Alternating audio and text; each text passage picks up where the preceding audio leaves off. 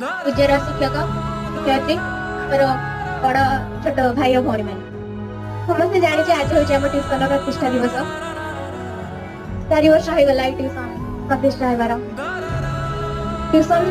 खोलिबार प्रथम दिन मु ट्यूशन को आसी निकट में मो विदाय हो 23-24 छात्री मु दशम एग्जाम दे प्रथम रु दशम श्रेणी पढ़ला भितर प्राय 2-3 ट्यूशन चेंज कर सबुठ भल मत सक्सेस पॉइंट ही लगी बहुत ही मन पकड़े ट्यूशन को मत क्या लगे आगे भी आगे ट्यूशन भल लगे आठार शिक्षक शिक्षयित्री शिक्षक हिसाब से नुह सांग भाई हिसाब से विधि हिसाब से थैंक यू।